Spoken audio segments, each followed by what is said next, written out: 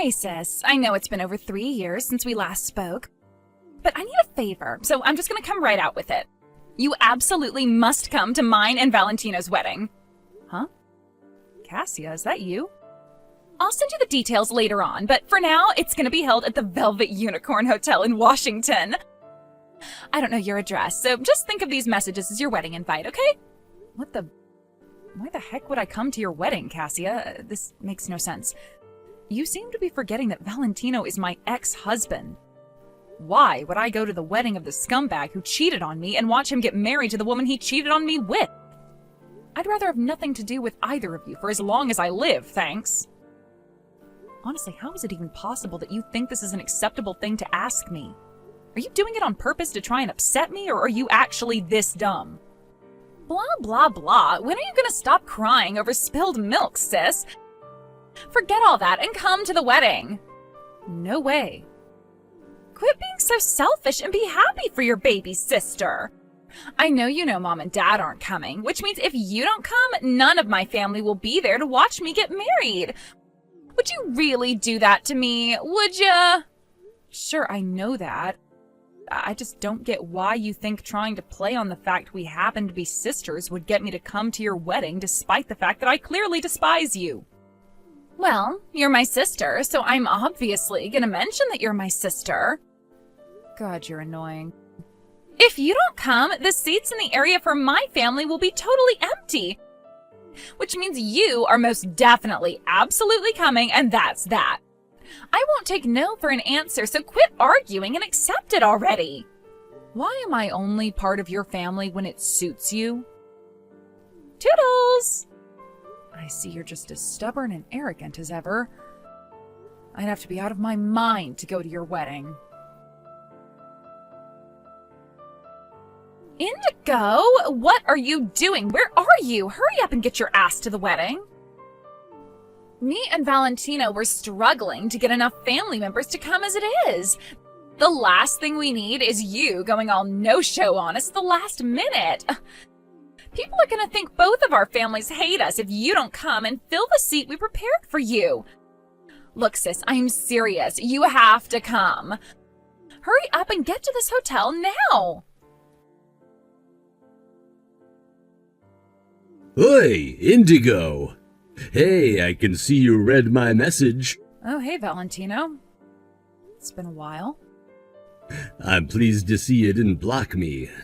I know I might be your ex-husband, but that would just be childish.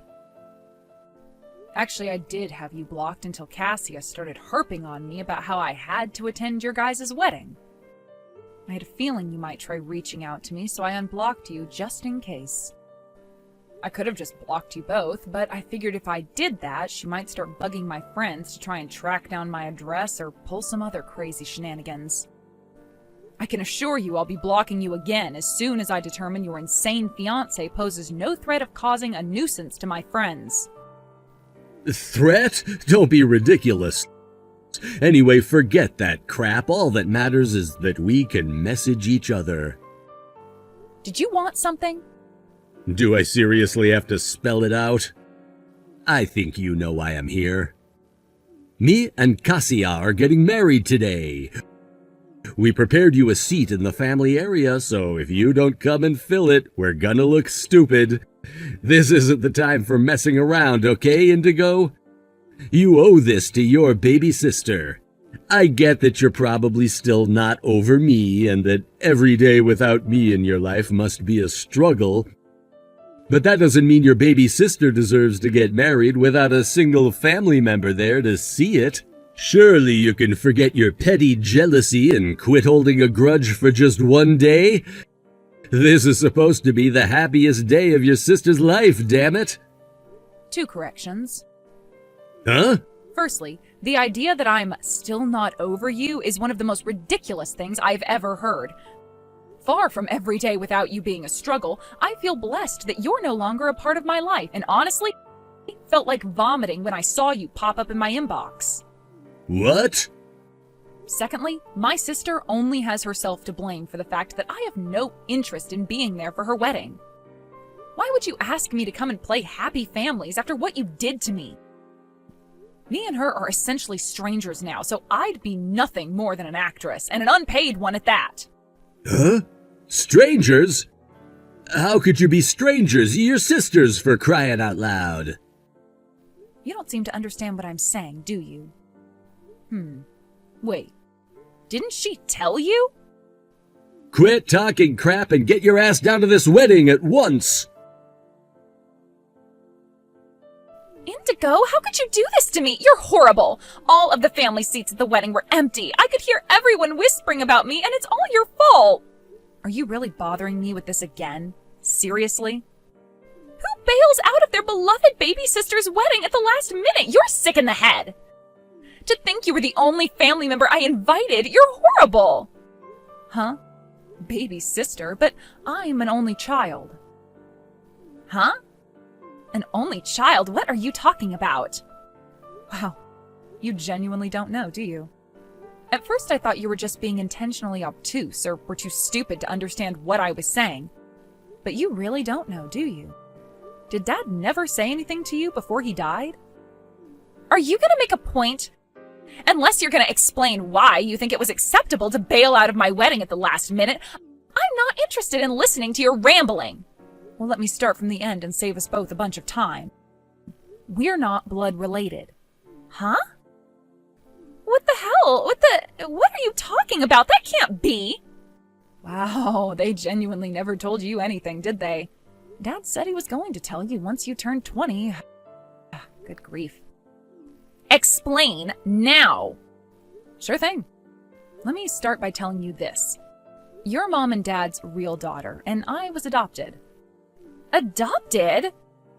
Mom and Dad were having trouble conceiving and were just about ready to give up on having children of their own when they came to the orphanage I lived at. After visiting me for a few weeks, they decided to adopt me. Then, 2 years later, as if by a miracle, Mom got pregnant with you. That's why Mom and Dad always had a tendency to play favorites with you while leaving me to my own devices and doing the bare minimum when it came to looking after me. So between that and the fact they kicked me out 10 years later as soon as I hit 18, I had the adoption scrapped and I officially became parentless. I haven't had a family ever since. Basically, I'm not your sister and I never really have been. You're not my sister? Didn't you think it was strange when I didn't go to Mom and Dad's funeral when they died 5 years ago? Your Mom and Dad, I should say. Like hell, I was going to mourn them when they barely even bothered to raise me. Any relationship I had with you, with any of you, ended the moment I had the adoption scrapped on my 18th birthday. Ever since that day, me and you have been nothing but strangers, and that's how I intend to keep it. You have no idea how great it felt to know I'd never have to face the loneliness and isolation I suffered in that house with you all on the day I left. It was like this huge storm cloud that had been hanging over me evaporated in an instant. Oh my God! Which is why it felt like being punched in the gut when you suddenly showed up again that day 3 years ago declaring you'd stolen my husband before receiving the news Valentino was divorcing me. I spent every waking hour of the whole 4 months we spent going through the divorce proceedings wondering what I'd done to deserve it. My head was a mess, I was barely sleeping, I lost my appetite, and it felt like my entire world had been flip-turned upside down. Then, with the divorce over and done with, I finally pulled myself together again, determined to make the most of my fresh start. Now, 3 years later, at a point when I finally feel truly satisfied and fulfilled in my life, you show up out of the blue demanding I come to your wedding to pretend to be your sister so people don't think your family hates you. I thought Dad would have told you the truth on your 20th birthday, so when you first messaged me, I was like, what the hell? Why would she invite me as family when we're not even related? I came so close to blocking you right then and there, but I know what you're like, and I thought you might try to bug my friends to get through to me. But I didn't know we weren't related by blood. I thought you were my real sister. Yes, it would appear so. I have no idea why Dad didn't tell you like he said he would, and I guess we'll never know now. Unfortunately, that meant I had no choice but to tell you the truth myself. He's still causing me hassle from beyond the grave, huh? It's kind of ironic when you think about it. I can't blame you for not knowing, and I don't hold that part against you, but I hope you understand this means that me and you are done once and for all, Cassia. So, if we're not blood related...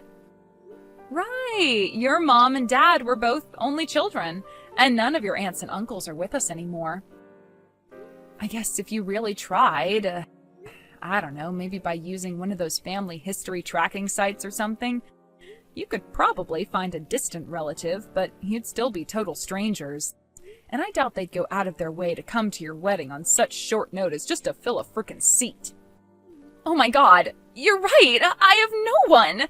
There isn't a soul left in the world I can call family! I have nothing further to say. We are done here. Indigo, no! Goodbye. Indigo? Are you there? Where are you? I need to know where you are, like, right now! Huh? Why are you messaging me again? Listen, me and Valentino got a divorce! Jesus, seriously? But it's barely been a week since you got married. I know that, but he... Well, that jerk was after my mom and dad's inheritance money all along. What? I don't know why, but he was convinced I inherited a bunch of money when they died 5 years back. It's like he had this wild idea stuck in his head, and no matter how many times I tried to set the record straight, he just wouldn't let it go. It got so ridiculous, I thought he was joking.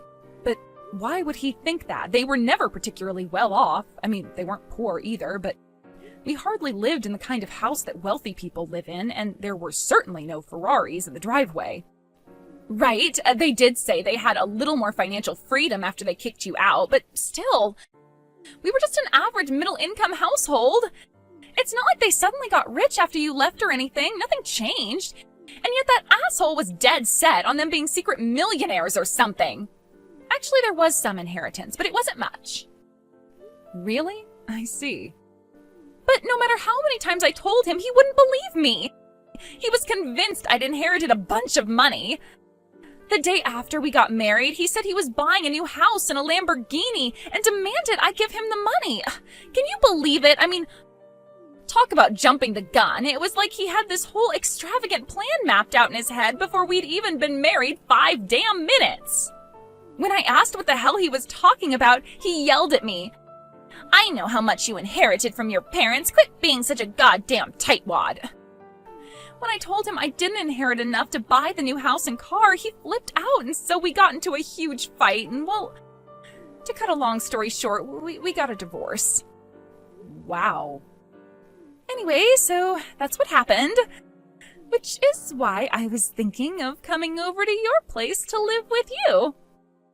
Wow, are you kidding? There's no way that's gonna happen. I mean, it's literally impossible. Why? Oh, nothing's impossible if you try, Indigo. We're both totally alone now, right? It's not like we'd be staying together as sisters or anything. Just think of it as a room share type arrangement. Go on, sis.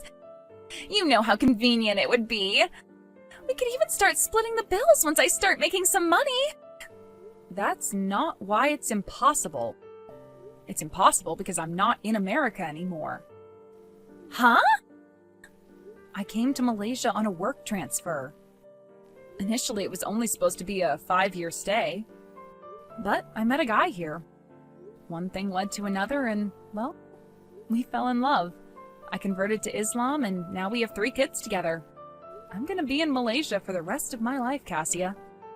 Oh my god, what the hell? No way! I don't know why I'm telling you this, but I ended up crazy sleep deprived after dealing with your messages when you woke me up in the middle of the night on the day of your wedding. Time zones can be a bitch. Oh my god, so you don't even live here anymore? Oh, this is bad. But this means I'm totally alone without a soul in the world to rely on. Oh my god. This sinking feeling in the pit of my stomach, what is it? I have no one to turn to, no one to lean on for support. No one I can even call a friend. Listen, Cassia, I'm not gonna pretend that doesn't totally suck for you, because it does. But even if I was still living in America, there's still no way I'd do a room share with you. Heck, you couldn't even pay me to. What? Why not? Do I seriously need to spell it out? Duh, I'm asking because I don't understand. I guess it's not such a surprise that someone with a tendency for destroying people's lives by stealing their husbands would also be totally lacking in self-awareness. Huh? What does that mean? Explaining it would be pointless. You have to think about this by yourself. Anyway, I think we're done here. We are? We're walking along different paths, Cassia. Shall we just call it a day here? There's nothing to be gained from dragging this out a second longer. But you're my big sister! No, I'm really not. Indigo! Goodbye, my ex-sister. Indigo, are you there? Let's get married again. I've been doing some serious soul searching, and I think I'm ready to give things between us another shot. So what do you say, babe? Shall we reignite that old flame and dive back into our sweet love adventure together? You see, babe, life's just not the same without you by my side. And I'm willing to do whatever it takes to make things right between us. Me and Cassia got a divorce. I live in Malaysia now, so I can't. Sorry. Malaysia? I'm here on a work transfer. I'm also married with 3 kids, so I'm probably going to be spending the rest of my life here. Which is why the whole remarriage thing is going to be, difficult. What? What the hell am I reading? I heard about the divorce from Cassia, and I'm pretty sure I more or less know how it went down. You did? Yep. So I'm sorry, hon, but this ain't gonna happen how you thought it would. Indigo! Kindly never message me again for the rest of your life. Thanks. After that, I received a series of updates on the whole Cassia and Valentino situation from an old friend back in the States. Apparently, the whole thing started to disintegrate when Valentino quit his job, thinking he was set for life, having just married a woman in possession of lavish amounts of inheritance money. Of course, me and you know that that money never existed. And it wouldn't be an exaggeration to say that hopelessly deluded serial cheater's world fell apart when he found out. Last I heard, he currently spends his days desperately looking for a job while the deadline on his overdue rent payments looms ever closer. As for my ex-sister Cassia, it turns out she was hoping Valentino would provide for her for the rest of her life, because she quit her job as soon as they started dating. Kinda ironic how they were both after each other for the same thing, huh? I heard from an old friend that they regularly bump into each other at the job center. And every time they do, security have to be called to separate their vicious fights, and more often than not, the cops end up being called. As my friend puts it, I don't see why they don't just stop being stubborn and go to a different job center. To be fair, she has a point. If they were genuinely done with each other, they'd stop, but I guess it really is like they say, misery loves company. These are just some of the philosophic musings I indulge in while reading my book, drinking my coffee, and eating scones out on the sun lounger in my backyard in the scorching Malaysian heat.